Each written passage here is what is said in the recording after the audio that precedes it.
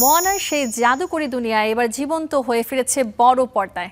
2016 সালের কালজয়ী অ্যানিমেটেড গল্পটিকে বাস্তবের ফ্রেমে নিয়ে এসেছেন পরিচালক থমাস কেল, যে গল্পে ধরা দিয়েছে নিজের দ্বীপ আর জনগণকে রক্ষায় মোয়ানার দুঃসাহসিক অভিযান। মুক্তির প্রথম দিনে সিনেমাটি আয় করেছে $4.5 মিলিয়ন। সেই সঙ্গে আভাস পাওয়া যাচ্ছে আরও একটি দুর্দান্ত সাফল্যের। অ্যানিমেশন প্রেমীদের কাছে মোয়ানা এক চিরসবুজ আবেগের নাম।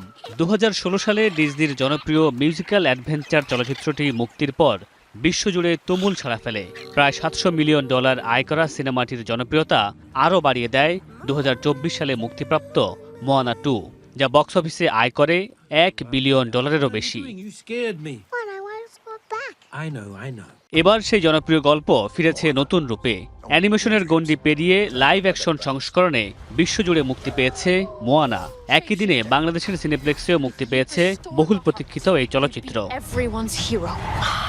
টমাস কাইল পরিচালিত ওয়াল্ট ডিজনি পিকচার্সের এই লাইভ অ্যাকশন সংস্করণে অভিনেতাদের পাশাপাশি থাকছে অত্যাধুনিক ভিজুয়াল ইফেক্ট ও অ্যানিমেশনের ছোঁয়া। সিনেমাটির সবচেয়ে বড় আকর্ষণ মাউই চরিত্রে দ্য রক খ্যাত ডোয়াইন জনসনের প্রত্যাবর্তন। 2016 সালে অ্যানিমেটেড সংস্করণে এই চরিত্রে কণ্ঠ দিয়েছিলেন তিনি। এবার প্রথমবারের মতো ক্যামেরার সামনে মাউই হয়ে হাজির হয়েছেন জনপ্রিয় এই তারকা।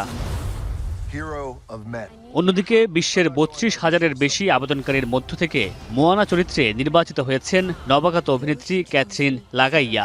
অস্ট্রেলিয়ায় জন্ম নেওয়া এই অভিনেত্রী প্রথম অডিশনেই how far I will go গানটি পরিবেশন করে নির্মাতাদের মুগ্ধ করেন। $250 মিলিয়ন বাজেটে নির্মিত সিনেমাটি প্রথম দিনেই আয় করেছে $4.5 মিলিয়ন। ধারণা করা হচ্ছে চলতি সপ্তাহে এই আয় গড়াতে পারে $60 থেকে $65 মিলিয়ন। এরই মধ্যে সিনেমাটি নিয়ে দর্শকদের মাঝে যে উচ্ছ্বাস দেখা যাচ্ছে, তাতে আরও একটি দুর্দান্ত সাফল্যের আভাস পাওয়া যাচ্ছে। মামুনুর রশীদ পনেল, স্টার এন্টারটেইনমেন্ট।